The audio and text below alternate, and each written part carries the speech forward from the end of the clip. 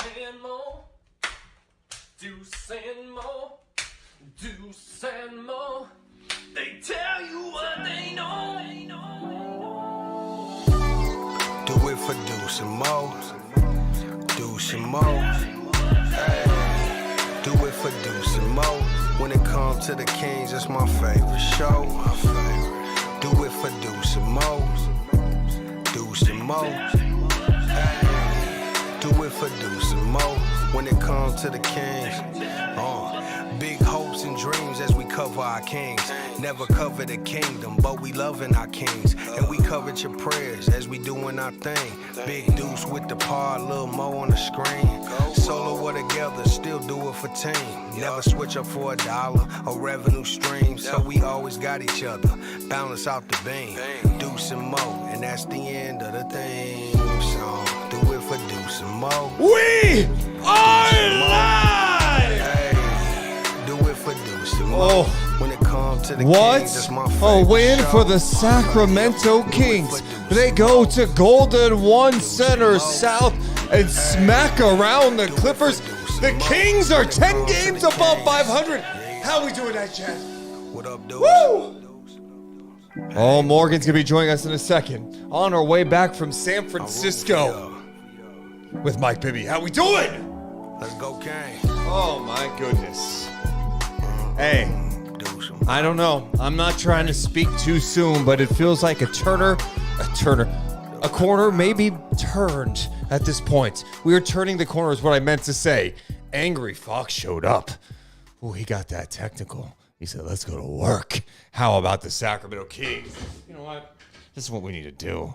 It's been a while since I busted this out. The Sacramento Kings are 10 games above 500 in the fifth seed. Bring on the fun! Angry D. Aaron is here. And Demontis bonus tripped up. Oh, how about the defense? Oh! 123, 107. Oh, what a win it was. I don't have Morgan here bitching about the fog at the moment. This feels good.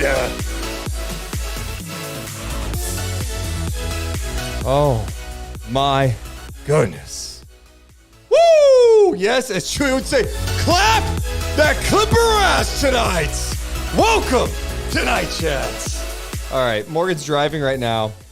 Normally, we try to avoid having Morgan do Night Chats from the phone. In fact, I don't think we've done one this year, but we're in the second night of a back-to-back. She's coming back from San Francisco. She's driving Mike Bibby back as well because he's staying in Sacramento tonight. Woo! So I'm feeling good. Let's see. Hello. Whoa. Hey, Morgan Reagan. Hi, Deuce Mason. Let's just say the fog was unleashed a little bit tonight.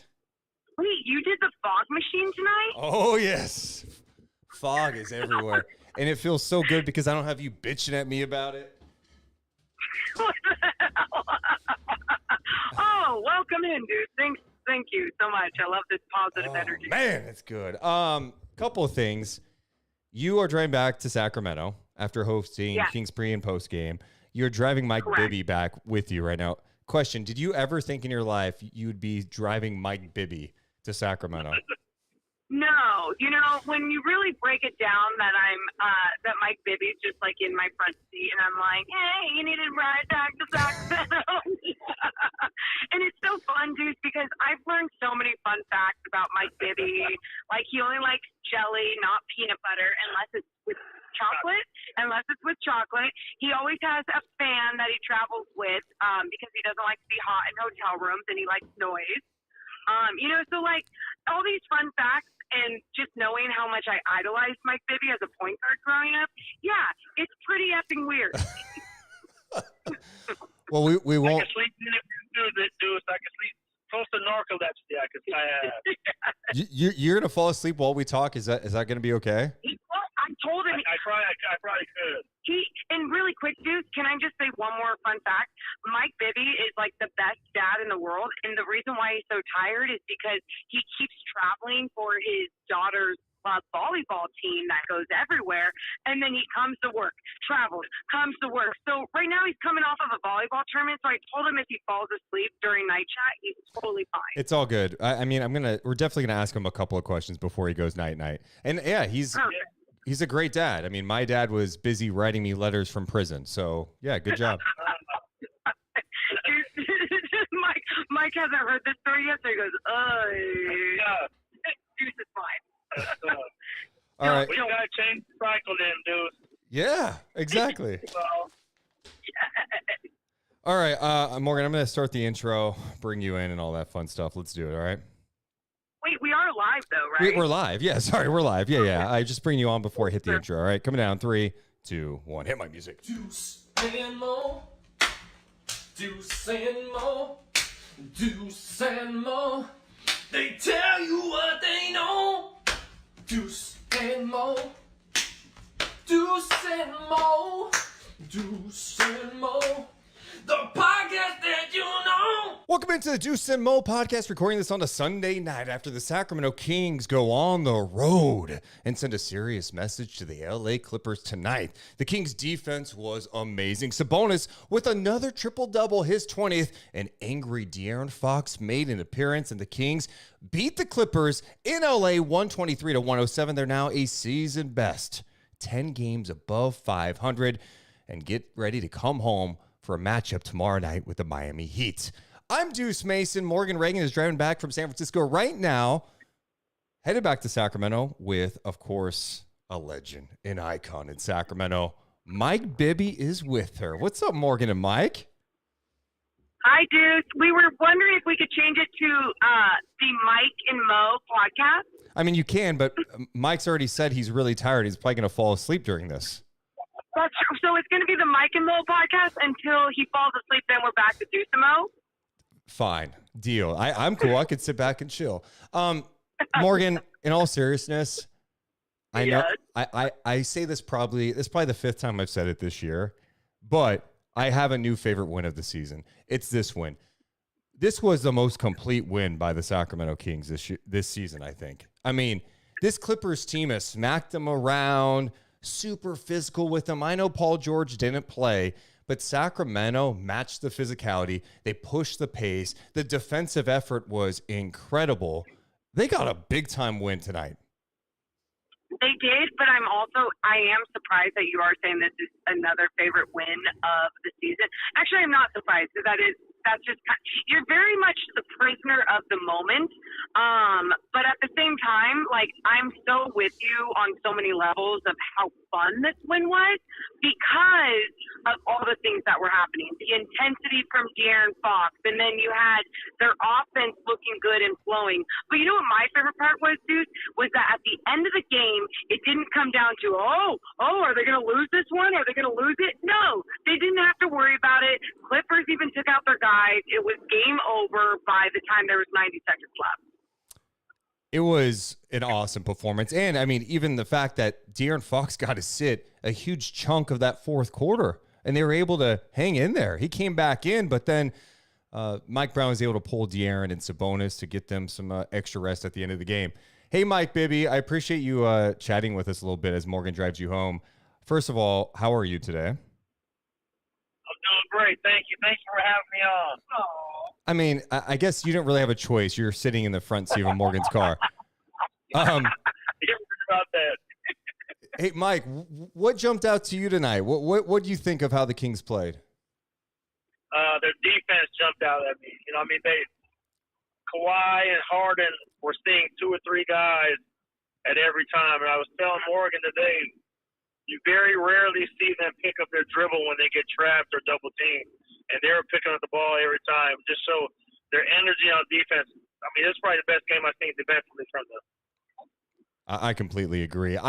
The thing that changed, Morgan, to me was after De'Aaron got that technical. They were playing physical all night long, and they were playing competitive, but De'Aaron was hot after Harden got that call, and De'Aaron just turned it on to another level. I think we've talked about De'Aaron's defense a lot this season, but, man, you just see his all-defensive potential.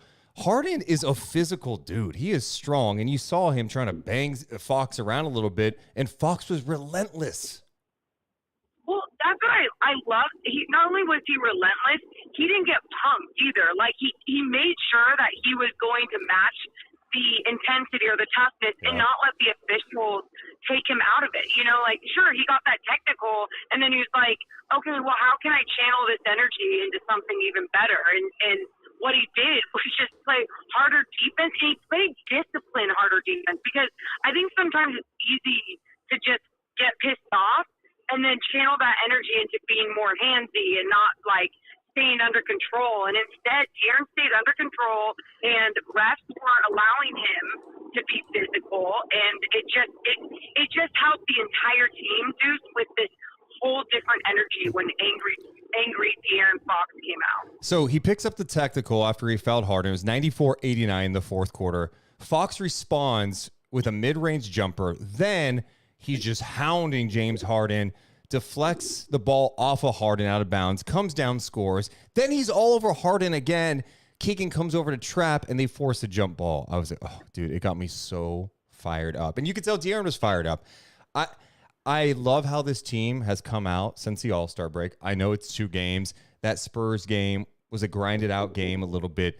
But they're playing physical. They're playing hard right now. Yeah, I feel like the way that they are coming out after, or I guess post All-Star break, is I mean, I guess if you look at last year though, dude, it felt like something changed around that time as well. And I don't know if it was just having some time to reset and recover or whatever it was, but I feel like these guys truly understand this Western Conference and that every game really matters. So, I mean, obviously every game matters, but, like, I'm talking, like, there's no beginning of the season, like, you can lose to the Houston Rockets on a game. Like, you got to make sure not only are you winning these games, but you got to be winning them the right way, because that's the only way that you're going to grow better as an entire team, too. Mike, when you played in Sacramento on those really good Kings teams, you didn't have a whole bunch of lockdown defensive players. Of course, Doug Christie was on the all-defensive team, but you guys played some really good team defense. What's the key to having a good team defense, even if you don't have a whole bunch of great individual defenders? Just trusting each other. Just if I move this, everybody be on a string, and just knowing that if I go somewhere and go help my teammate, that my other teammate will have my back as well. Yeah, and it's definitely inconsistent from Sacramento this year, but when they're locked in, it looks really good. And you hope a game like this could help them realize it, because the Clippers, even without Paul George, they got a big physical team. They've got guys that can get buckets. They've got guys who have been multi-time All-Stars. So to see them that locked in was great. I thought Fox was special. And then De'Aaron finished with 33 points. He had 7 assists, 6 rebounds, 12 of 22 shooting. He also made 9 of 10 at the free throw line. Morgan, what jumped out to you about De'Aaron's offensive game? I loved him making his free throws, but I also felt like Mike and I were talking about this a lot on the post game. It was just like his defense helped his confidence on the offensive end, and he was attacking. Dude, wait, how many threes did he shoot tonight? He took 4 threes. He did not make one. Okay. Good job, Mike. Okay, so he was 0 for 4, and you know what?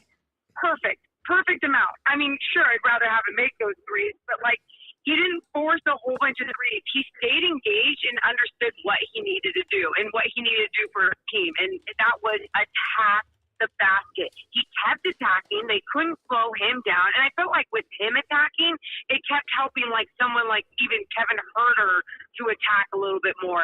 Malik was attacking a little bit more. There just wasn't a lot of settling going on. There wasn't like, oh, hey, we're going to live or die by the three tonight. And I think that helped them also things not be too deflating. Oh, and really quick, too, before I forget, even though I know we're going to talk about Sabonis, Mike was asking Sabonis after the game about his offensive rebounds.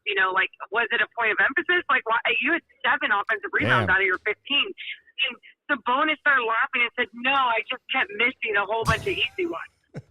Dude, he missed some really easy ones tonight around the basket. And honestly, coming into tonight, he has not played well against Zubats in the past. And against the Clippers this year, he has not put up really good numbers. In fact, if you go back to that November game against the Clippers, he had 11 points, 5 rebounds, 3 assists on 3 of 12 shooting. That's a weird, I mean, that's insane, right? And then they played again in December. He had 15, 10, and 3 assists.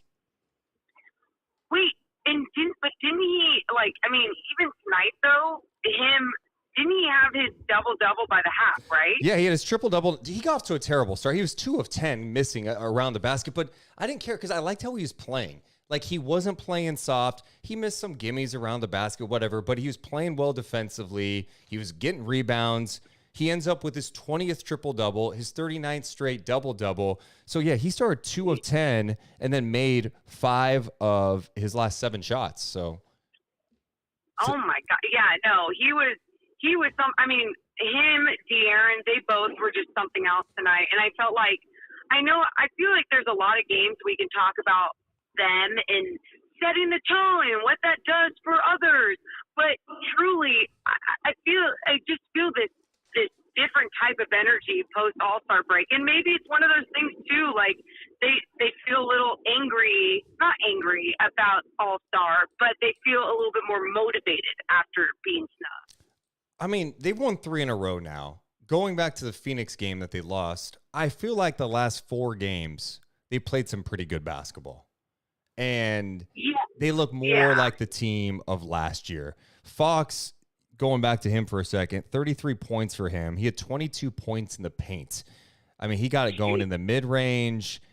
It seems like that's been a point of emphasis for him too. Like, he's still going to take 3. He's going to have games where he takes 8 threes in a game. That's just what he's going to do. But I appreciate the fact that he is finding ways to attack in the mid-range and then set up his teammates. The last 4 games, averaging 32 points a game. He had some beautiful passes tonight, too. I love the fact that when he attacks the paint, he's such a threat. And he had a beautiful dish to Sabonis for a score. I just like when he's killing it at all 3 levels. Yeah, he seems super focused right now, and it just and not to say he didn't before. Because I think sometimes too, when you think about a player like this and his body and everything, like a lot of his game depends on how his body feels because he's so explosive. Because the way he can control his body when he jumps up in the air, and I think also having that rest on his body and resetting that and recovering is also something that was huge for him for All-Star break. Mike, I know you were a guy that loved the big moments. You loved hitting big shots in the fourth quarter. De'Aaron kind of has that same identity. Is it different? Do you approach a fourth quarter differently, or is it just part of the flow of the game? Part of the flow of the game. I mean, I worked so hard on my game. I expected good to come out of everything I was doing just because I worked so hard. So, there's only 2 things you can do if you shoot it, right? Miss or make it. So I figured it's a 50% chance. And I mean, I worked so hard, I think it's going to turn out good most of the time. And it did turn out good most of the time. It did. It did. What has jumped out to you about De'Aaron's game this year, Mike? I was telling Morgan today that if he comes out and plays like his MVP run that he had at the beginning of the season, it's going to push them all the way. And he played tonight like he was playing back then. And so I think if he keeps playing like that, it's going to take him a long way. Yeah, he played. He looks like nights like tonight. He looks like a legit 2-way stud. Like you play defense, and he's strung it together. It's not, steals can be an overrated stat for defense. We know that, but I think his on-ball pressure tonight. James Harden has a size advantage on him. Kawhi Leonard has a size advantage on him. And so for him to be able to stay in front of these guys, take the blows to the chest, he did a great job not reaching, trying to time out his steals the right way. He had 3 steals in this game. He must have had 5 or 6 deflections too. He was everywhere defensively. And his energy, I know we always talk about Sabonis being like the anchor. That's something Malik Monk said after last game. But, man, when Fox is locked in and he's vocal out there, like he's chirping, he's fired up, he's talking to the crowd, he's talking to players and the officials, his game is elevated. Some guys can get distracted by that stuff and it takes him out of the game. I feel like this puts him in the game. And dude, like I even asked, I was asking Mike in the post game about playing against LA and like, hey, last year against the Clippers on their floor in that double overtime game, it was, wild. And then tonight, you just saw a different type of energy. And I asked Mike, like, what is it about it? And he said sometimes there's something different when you're playing around the celebs and you have all those other guys that you're playing in front of, and it feels a little extra special. And I mean, whether they played up because of something as simple as that, I would, if I'm Mike Brown, I'm looking at that game and I'm like, do this all the time. Do this. Yeah, and I wonder how much of it too, like the game was on ESPN as well, national TV. Mike said that too. I mean, you know this stuff, right? Like you feel it a little bit. And for the Kings, it's good. Send a message a little bit. So Sports Center is coming on after the game.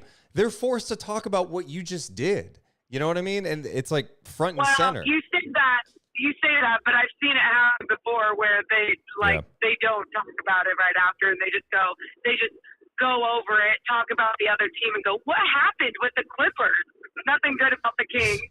And I know the Clippers were shorthanded tonight. So, I mean, you have to acknowledge that Paul George didn't play. But we've seen the Kings play shorthanded teams and get blown out. And I don't know. I just like the fact that the Kings got a lead. The Clippers went on the run, and the Kings didn't panic. And in the second half, I thought they played just fantastic basketball. Like their bench finally started to get going. Malik got it going in the second half. Davion hit a big three. Sabonis created that second chance opportunity. They don't even come over to guard Davion Mitchell, and that was like a dagger three by him. So it was good to see the bench step up in some key moments, let Fox get some extra rest. It was just an awesome win. It was a fantastic win for the Kings, who are now on the season 33-23, and with the win, Morgan, they have jumped to the 5th spot. The 5th spot? Yes. Mike did say that before the game. So close. One game could put you right back in the spot. Hey, Mike, someone in the chat was wondering, you've been on a lot of different teams, but teams go on runs. You may be up 20, and teams can get back into it, especially in today's game with a three-point shot. What's the message? Like, when you're a veteran team, what's the message when a team's going on a run and cutting it to like 5? Calm down, take your time, don't be in a rush. Basketball is a game of numbers. That's all it is. Because you can shoot 0 for 10 and make the next 10 shots and you 50%. So basketball is a game of numbers, and you gotta treat it that way. I feel like Malik Monk has that level of confidence too. He was not making any shots at all in that first half. Fourth quarter, hit some big time shots for Sacramento. Yeah. The floaters, but and that's the thing. Just like Mike was saying, like he stays calm. He stays confident in himself. But that I think I even said this to Mike earlier of how his game has matured and how he's matured over time. Where there's just so much more discipline and less chaos to his style, and especially understanding his role and the importance of it. It's really special, and it's really special when he can come up big, especially there in the fourth, with having a big three or a big floater or a jump shot mid-range, wherever. It's just, and especially when the bench isn't producing, he was the one that needed to produce off the bench. Another thing we're going to be watching is how many threes are the Kings allowing each game? The Spurs did shoot over 40% on them, but they hit 11 threes. So that number you can live with. 11 made threes. Okay, you can live with that. The Clippers they make about 13 threes per game on average this season. They take about 33. Tonight, they were 8 of 27. I do feel like the Kings I know it's a point of emphasis for them.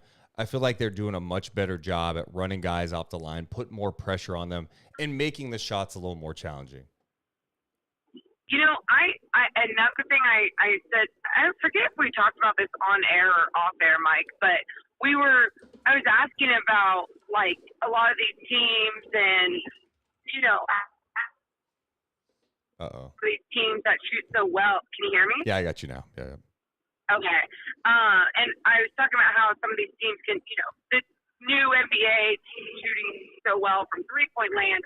And he started going, well, when I was playing, think about it, they weren't taking as many threes. So with a good three-point shooter, you're running them off the line. There wasn't so many different ways to just like make sure you're studying and closing out the chopping your feet, or you running or running this guy off the line or whatever. It's like there's so many different diverse or I guess versatile players nowadays, and they're shooting so many different threes that it's just such a different way that you have to defend in this day and age. God, if Mike played in today's game, he would have been launching like 17 threes a game.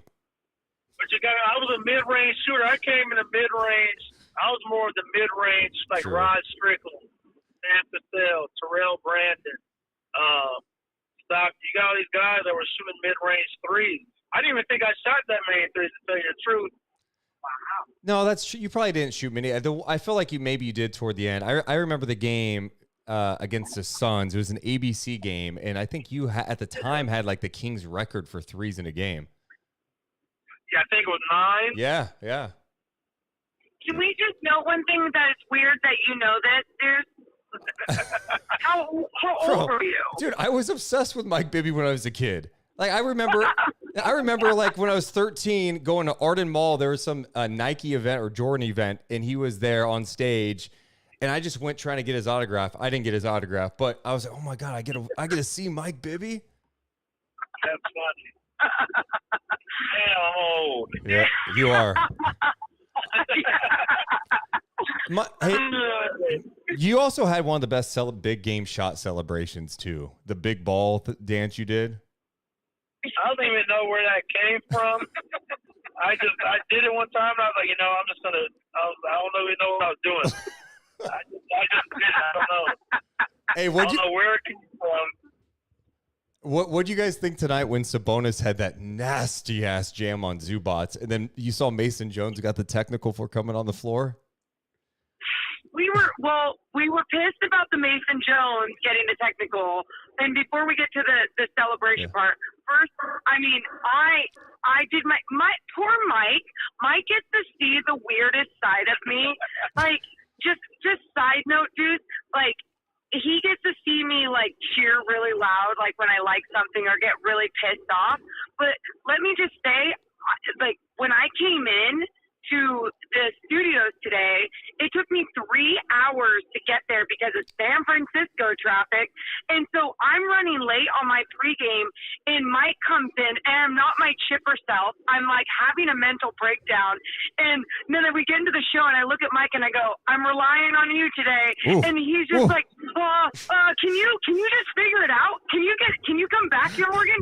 And he's such a good teammate, and he helped me through it. He was so good, and I got to give love to him really quick because he deals with all of my shit, and I'm just so glad I have a teammate like Mike Bibby. Deuce, I didn't think we were going to make it today. It was that bad? She was getting me nervous. I was like, don't do that. It was rough in there. He did. He literally was just like, no, you got to fight through, Mo. You got to fight through. So, Mike, do you feel like you're getting less nervous when you go on TV now? Do you feel like each time you're getting more, like better and more comfortable? I mean, I don't think I've never been nervous. It's just I've never really done it before, so it's like it was kind of new to me. Yeah. But like at first, like when I like having the papers to see what we're going to talk about and stuff like that. That makes it a lot easier. Like working with you guys helps a lot because it just makes it so much easier, and we know what we're going to do, and it's just really talking basketball. You know what I mean? Like it's not really. Everybody wants a lot of different things to be talked about, but there's only certain things that basketball that you could do. Yeah. That's true. No, we like to cover like 8,000 angles, but sometimes it's a little more simple than that. Yeah, the game's simple. Yeah. Where do you think your perspective watching this team, because we're so wrapped up in it, like emotionally, like you obviously care about the Kings, but you're not like psycho about them like me. Like I when they lose, I feel like I do. And when they win, I feel great. As you look at where this team stands at 33-23, how do you view them in the West? I think they have a good chance. You know, people look at me like I'm crazy sometimes. I might be a little bit biased, but like, I mean, if you see them start to play a certain way and know what they're capable of, then you put the confidence in them and watching them and knowing what they can do.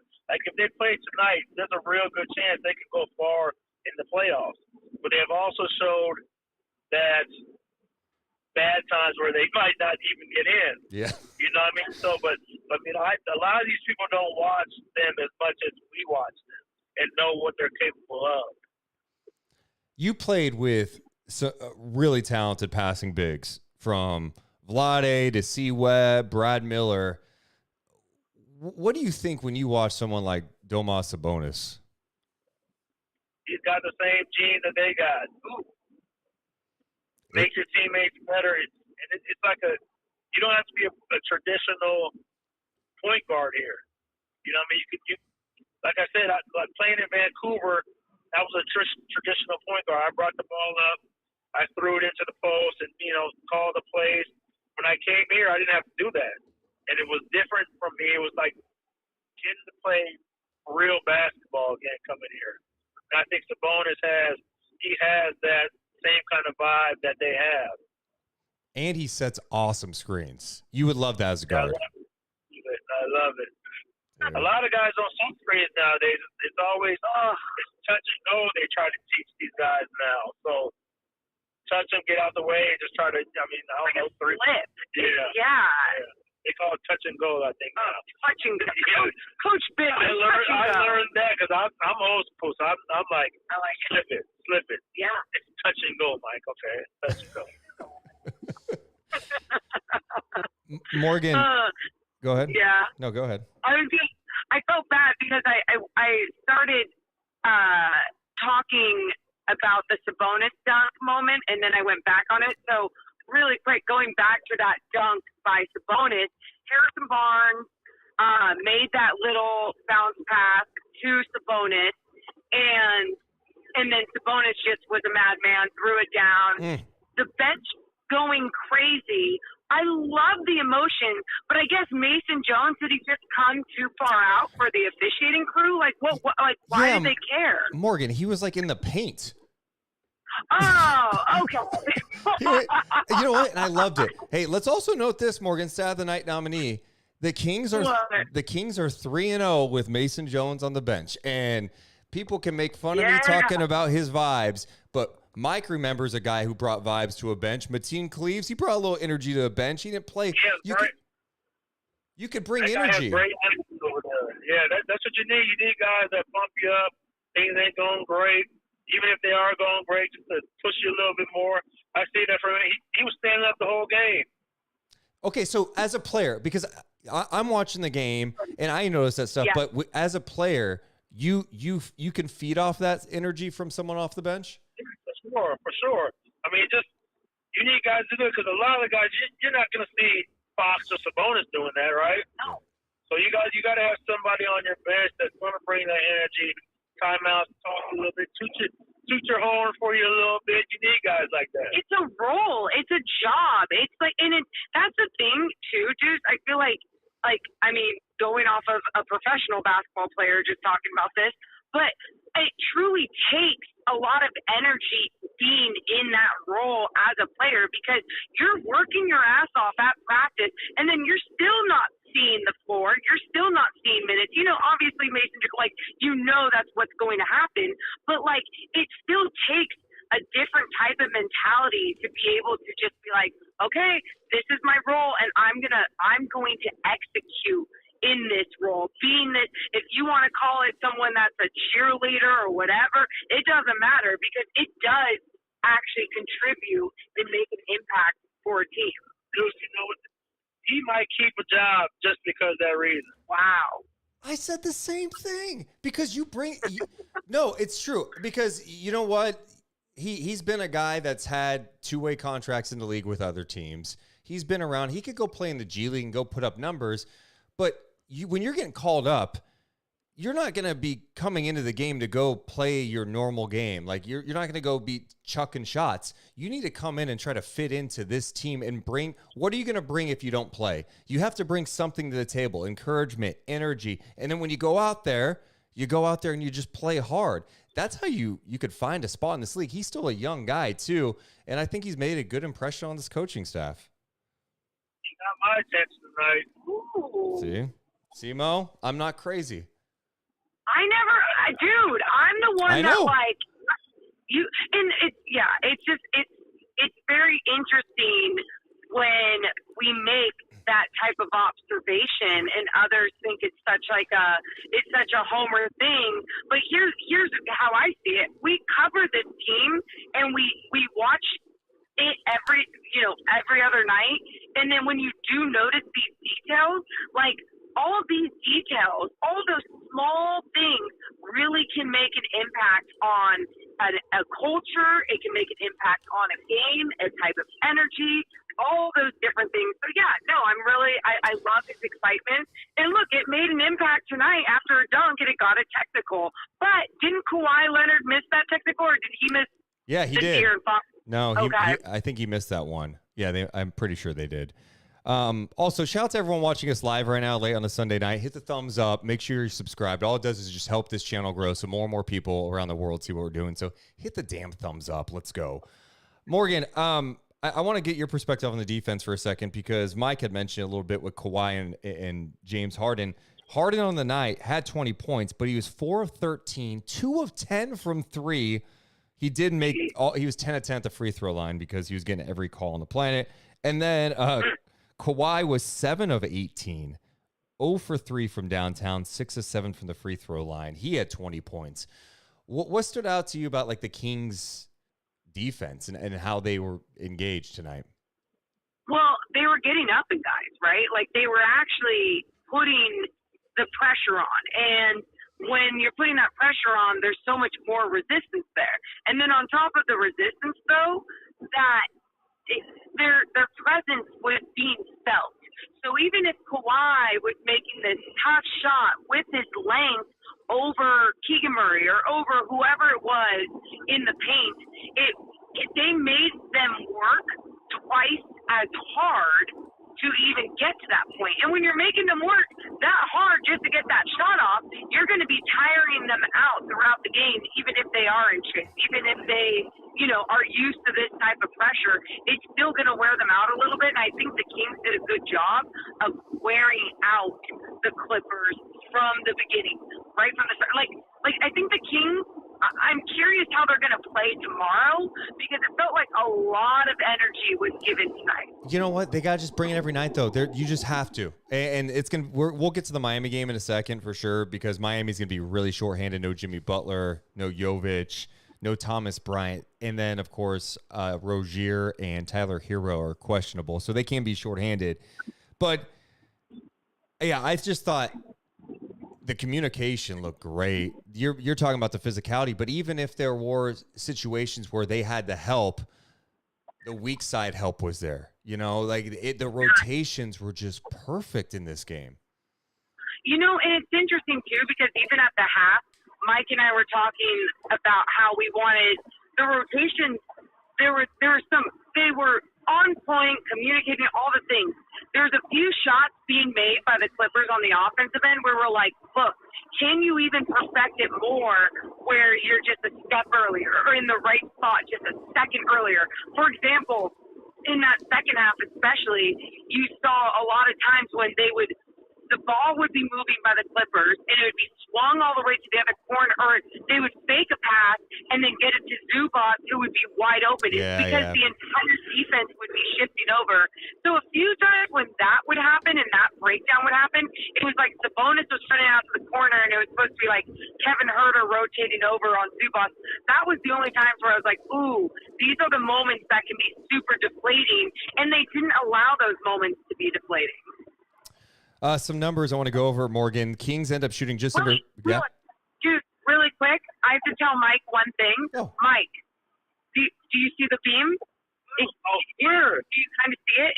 We're still far away, or we're on the causeway, Deuce. We're about 10 minutes away or 7 minutes away from the hotel ish. But you can kind of, if you look up, Mike, you can see the purple beam. It's like a light that's kind of like in the air, but it's not. Do you see it? It's not super. It will be brighter when we get closer. Morgan, Mike's got kind of, his eyes are kind of old now. He's aging, so it's don't talk about my teammate like that. 2015 vision, dude. Yeah. You hear that? 2015. Sit down, stupid. Well, I can't wait for you to actually see the beam. I can't believe you haven't seen it yet. So the Kings shoot just under 50% tonight. They were 15 of 37 from 3, 40%, but they were 10 of 19 in the second half from beyond the arc. They were 18 of 22 at the free throw line, Morgan, 82% from the line. They out-rebounded the Clippers tonight, 41-39, but they also had 21 second chance points, 21 to 12 second chance points on the Clippers in this game. So that was really encouraging. Harrison Barnes, we haven't talked about him yet, 22 points for him on 8 of 12. He was 4 of 7 from 3. Wow. That was someone I probably didn't give enough love in the post-game show. I mean, sometimes we just go so quick, whatever, yeah. But Harrison Barnes, just a really solid performance from him. And these are the games that he's gonna have a bad game coming up, and so many people are gonna get so pissed off. But you've got to remember these times too. Like, not a player like Harrison Barnes is going to see his inconsistency, and as long as he's stepping up and having more games like this or making some sort of impact, and even if it's not him making the impact, someone else is stepping up, people are going to be happy. But a game like this from Harrison Barnes, where he was just being super aggressive, looking for making his outside shots, I loved what he had to add. Keegan Murray, Morgan, had 11 points, 8 rebounds, missed some good looks, but I thought his defense tonight was fantastic. He had that awesome block on James Harden early in the game. You mentioned Harrison Barnes, too. I want to go back to him. He won the Defensive Player of the Game crown tonight from the coaching staff, because that's the thing. I think all those guys really stepped up defensively. There have been moments where Barnes' closeouts have been just awful, but he was better tonight. I thought they played really engaged defense. Like Mike was saying, what they were doing against Kawhi and James Harden was really good. I thought Kevin Huerter had some really strong defensive moments, 15 points for him in 24 minutes. But yeah, I thought Keegan did some great stuff too out there, so that was good to see. Sabonis, 17 points, 15 rebounds, 12 assists. He also had 3 steals. Mike mentioned his 7 offensive rebounds. The Kings had 14 offensive rebounds as a team. Wow. I mean, that's the thing, dude. The effort was there. And I think sometimes when people say the effort was there, you go, well, then was it not there the other night? No. It was a locked in, a different type of focused effort where it was understanding every single possession needed to be played like it was going to be their last. And that, or very important. And that is what I felt from the Kings when they were fighting for those offensive rebounds. And that's the shit that has to happen against a team like the San Antonio Spurs. Or it doesn't matter who it's against. It's got to happen against every type of team. No, their play tonight fired me up. And I feel like De'Aaron, after having that stretch of games in January and even into the start of February where he's struggling, dude, his last 4 games, he's been awesome. He looks like De'Aaron Fox again. He looks like that guy that was playing at an MVP level on both sides. And it just makes such a difference when he is knocking down shots. I don't need him to score 30 every night like he is right now, but yeah, I'll take it. He is just relentless out there. I love angry De'Aaron Fox. When he got that technical and just took over after that, it was incredible. What, you sound pretty calm right now, and I'm really stunned because this is one of your favorite games of the entire season. Did you have a favorite? Like, are you just feeling? Do I sound calm? Maybe I'm trying to scale it back because Mike's in the car and I don't want him to be like, "Ah, this guy's a fucking idiot." You know? I Oh don't my know. God. I seen you go crazy on the set at the game before. Yeah. He knows the real you. Nice try, stupid. Well, it's also, you know what? Maybe it's just playoff Deuce is coming out, Morgan. The seriousness, because now we're late in the season. Now I'm feeling it. I felt like tonight. I'm being dead serious. Tonight I was like, oh, I'm starting to really believe that this team is the team that it looks more like the team we saw last year, but better right now. And we do this all the time. You do this all the time, dude. No, that's not what I said. Morgan, I say this. I said when they look good this year, they look better than last year. But they're starting to string it together. We're talking about 4 games in a row now where I'm like, okay, this team is competing. They're playing hard. They're playing the right way.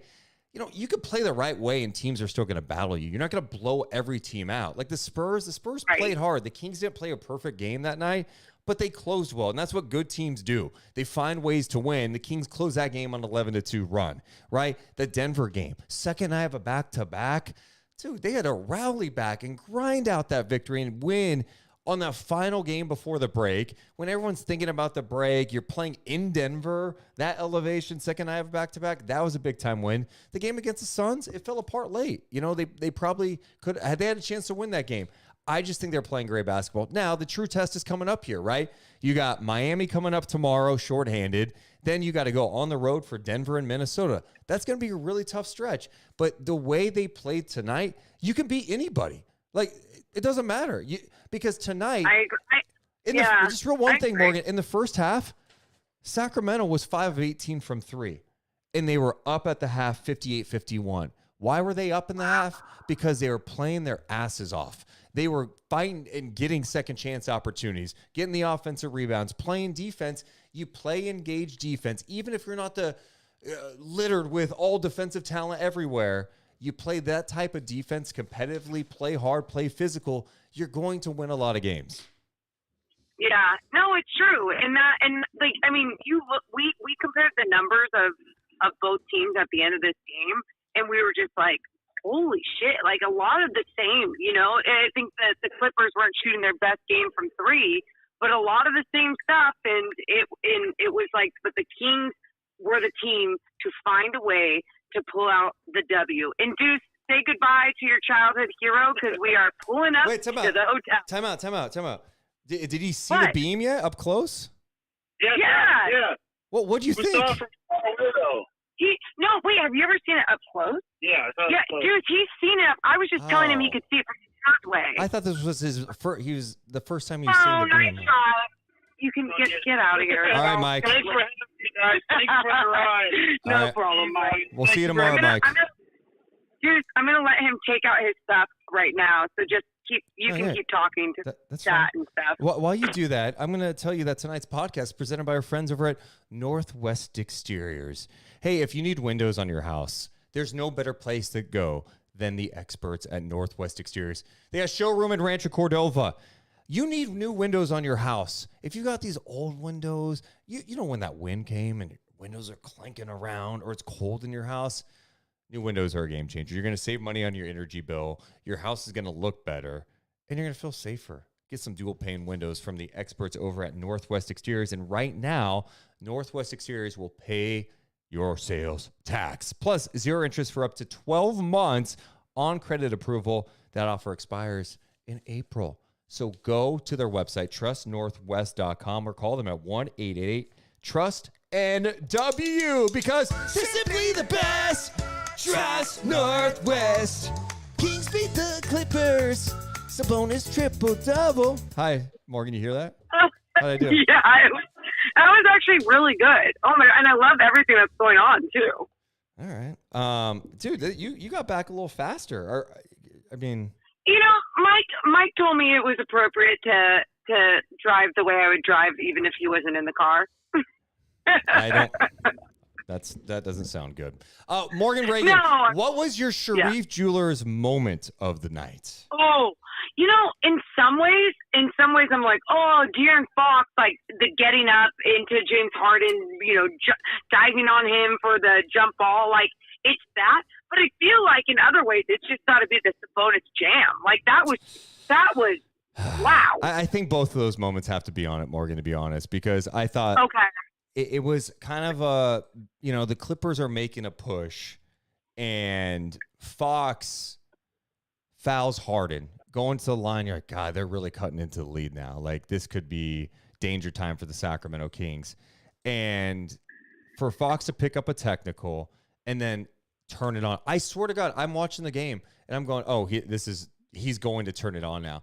De'Aaron has these moments in games where something pisses him off, a call or someone's jawing at him, and the switch goes to another level. Angry Fox is probably one of my favorite players in the league.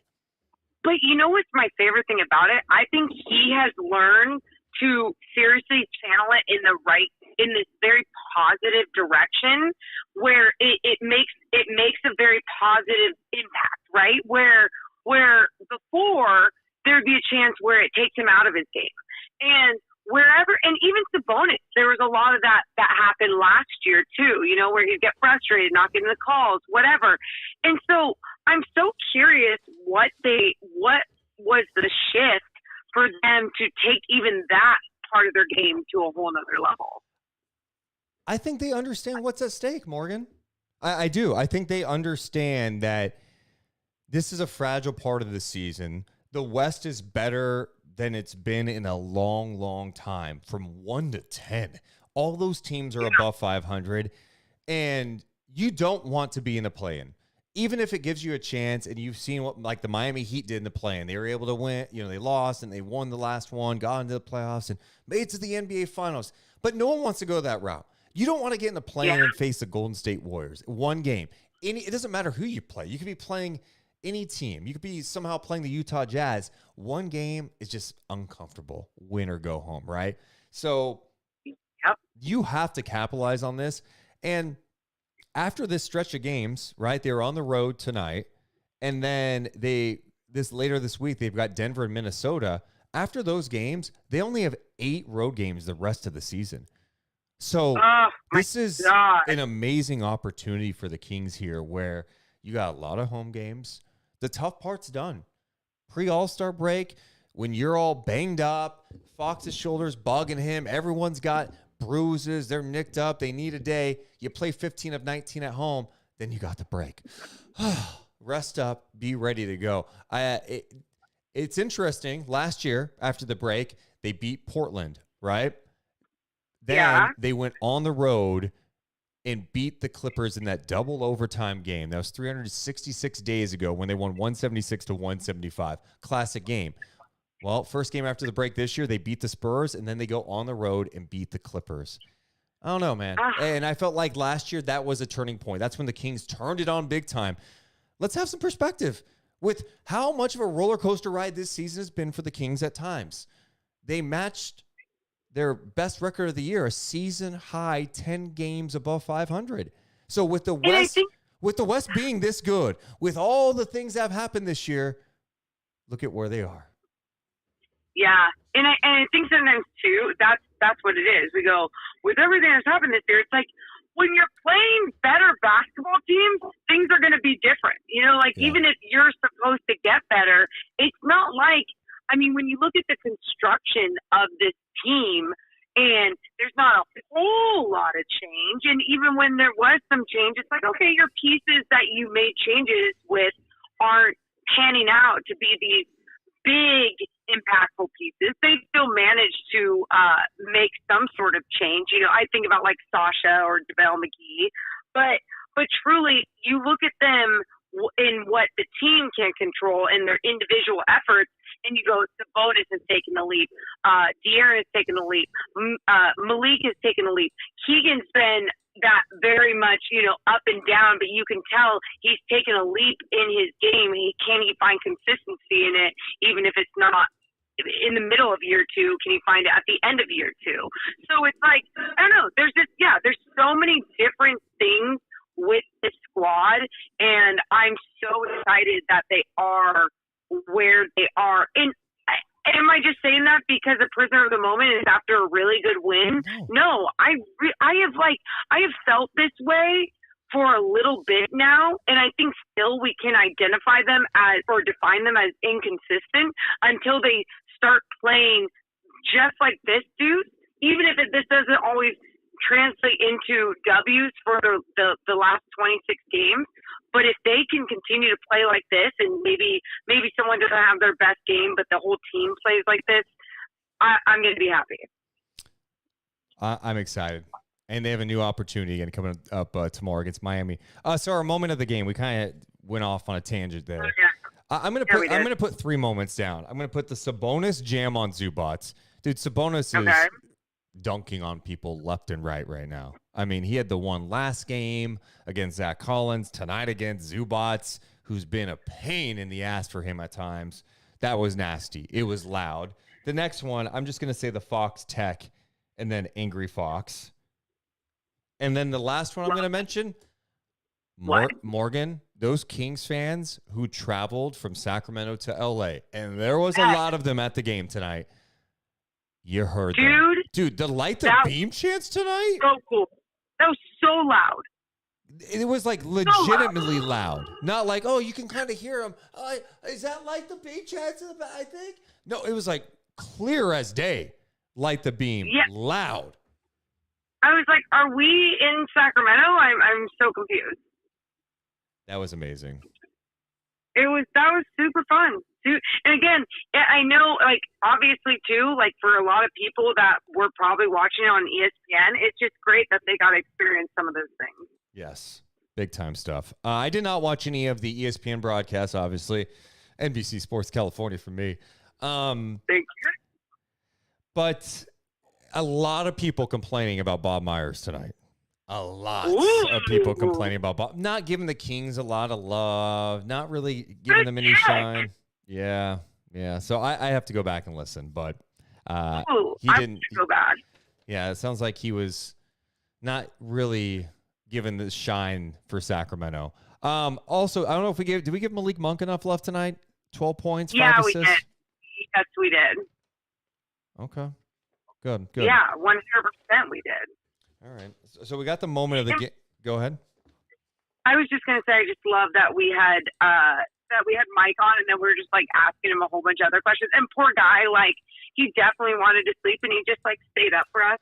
Oh God, he had to stay up an extra 45 minutes to talk basketball. Deal with it. He's gonna ride home now. He can go to sleep. Anyway, Morgan, so we have the moments of the game. Who's your rock and soul player of the game? Ooh, rock and soul player of the game. Here are some candidates. Harrison Barnes with 22. Sabonis with 17, 15, and 12. His 20th triple-double of the year. De'Aaron Fox, 33 points, 7 assists, 6 rebounds, and 3 steals. You know, I'm going to give it to De'Aaron because I think he did set the tone defensively. And he pushed the pace. That was the other thing I loved tonight. Our rock and soul player of the game tonight goes to Angry Fox. 33 points, 7 assists, 6 rebounds, 3 steals. I just mentioned those numbers, but also he is 12 of 22 shooting, 9 of 10 at the free throw line, 90% at the line. Oh, there he is. There's Deuce Mason. Oh, no. This guy, the guy I watched tonight, that guy is one of the best players in the NBA. I love it. He is. He is. He's back. Last 4 games, 32 points a game for Fox. He's been money on both sides of the ball. I love it. Now they got to do it again tomorrow night. A quick turnaround. Second night of a back-to-back against the Miami Heat. A couple of their guys suspended, including Jimmy Butler, Thomas Bryant. Jovic is out.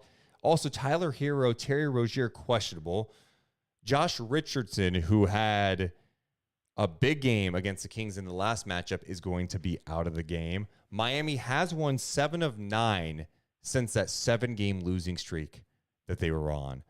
Now, we know Miami's going to be shorthanded, but we also know it's Miami, and they have random guys that can hurt you. They still have Bam Adebayo. Jaime Jaquez has been really good for them. But if you're the Kings, just lock in, man. You're at home. I need the home games. And when you're taking on undermanned teams, I know it's the second I have a back-to-back. It's tough. But my message to this team would be this. Hey, remember the second I have a back-to-back after you lost in Phoenix and you had to fly into Denver and take that long-ass drive? If anyone's been to Denver, you know this. The airport's like 45 minutes away. Takes forever. Then you got to check in. Then you had to play at elevation the night before the All-Star break. You beat the Nuggets. So coming back from L.A. to Sacramento, the team's probably already landed. Like, get ready, get to sleep, and be ready to beat the Miami Heat tomorrow. Wow. Do you think they got back to Sacramento faster than I did? No, I'm probably exaggerating, but I mean, they'll probably landing soon. I mean, it might be. Yeah. No. Honestly, though, Deuce. Honestly, though, you're right. You are absolutely right about that. And it's like, I get it. There's a lot of effort that was given tonight with your bodies and everything, but also you had 2 days off from your last game against the Spurs, and you're coming off the All-Star break and everything. You got to push through these moments and really just make sure that you are getting things done from the start. These wins are going to be huge and so important here down the stretch. Yep. No doubt about it. And I did want to end with a couple of bites. And this is part of my final thoughts, Morgan. We raved about De'Aaron Fox. There's been so much talk about Sabonis and how awesome he has been this year. De'Aaron was talking about him at length after the game against San Antonio. But tonight, Sabonis was talking to you and Mike Bibby and had this to say about Fox. Everybody came out and played aggressive. Coach wanted to us to be aggressive, but it all started with Fox. You know, it was a Fox show tonight. Everyone saw offense, defense. He did everything. He basically won the game. And that's not all. Harrison Barnes said this was one of the best defensive performances he's ever seen out of De'Aaron. I thought the big thing for us tonight was just our pace and our physicality. You know, we talked about that during this last stretch. You know, we feel like if we play our style of basketball, we're beating a lot of these games. So I thought we started off the game the right way. I thought Fox set the tone defensively for us. You know, my 6 years, probably one of his best defensive games all around that I've seen him play, and I think that everyone just fed off that. This is so true, Morgan. They did feed off of it. My final thought is this. I was concerned about this game, and obviously Paul George not playing. You have to take that into account when talking about this game. But I was concerned because the Kings got punked by the Clippers this year. They didn't look like they were in the same league, and they were more physical. They could switch everything defensively, and the Kings looked like they had no answer. They didn't belong in the same tier as the Clippers. Tonight, they made sure to be the team that was going to push and play fast against this older team. They got some old guys. Hell, they played P.J. Tucker, who Fox cooked in P.J.'s 5 minutes of work out there. They've got older legs. You could tire these guys out. But the other thing they did was they matched the physicality. They got offensive rebounds. You mentioned what they did defensively, getting in the guys. The Kings showed me something tonight. Now they have to do it consistently. But they got punked against LA before, and tonight they punched back. Big time shit from the Kings. Yeah. No, I'm so with you on that. Like, it was just it's very interesting to see that 366 days ago was that double overtime win over the Clippers, and that energy that you saw from Monk and Fox in that post-game presser, like, we're here. Worry about us. Like, I don't give an F about what they say, whatever. It was just like this different type of genuine, authentic confidence beaming from these guys. And I felt like tonight they had that confidence beaming from the way that they were playing on the floor. They didn't have to say shit. It was just being played. It was coming through the way that they were leaving it all out there. And I expect them to play like this with this type of effort all the way for the rest of the season. Well, we appreciate you guys hanging out. We're doing a little quicker version of Night Chat tonight. Think of it as load management a little bit. We have a second and I have a back-to-back tomorrow. But in addition to that, my little pup Carlin, who I haven't given an update in a while, he has rehab tomorrow. So it's a really busy day. Got to be locked in. We'll do a longer Night Chat tomorrow. A Carlin update for all those who care about my French bulldog who had emergency surgery 2 months ago. He's been going to rehab at UC Davis. He had no function when we first started going to rehab, no function in the back legs. You could have taken a hammer to his back paw. He wouldn't have flinched. Well, breaking news, the great people at UC Davis, he's got function in his right leg now. He's not walking. The left one's starting to shake. He's starting to come back. So that scary moment, Carlin's on his way back, baby, because he's a dog. Oh,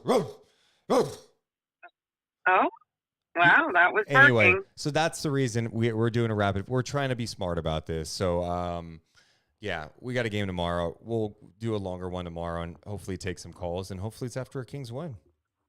Yeah, no, obviously, by the way, it's always on back-to-back that I think it's smart that it is. we still went for an hour, right? Yeah, it was great stuff. And Mike Bibby, dude, that's a win. I mean, yeah, come on, like that was fun shit. And hey, everybody, go to bed. We got a back-to-back, and we got a later night tomorrow.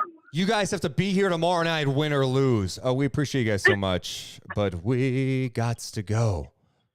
Thank you, everyone, for being here. And thanks to Mike Bibby. We'll see you all tomorrow. Deuce and Mo, Deuce and Mo, Deuce and Mo. They tell you what they know. Deuce and Mo, Deuce and Mo, Deuce and Mo. The podcast that you know.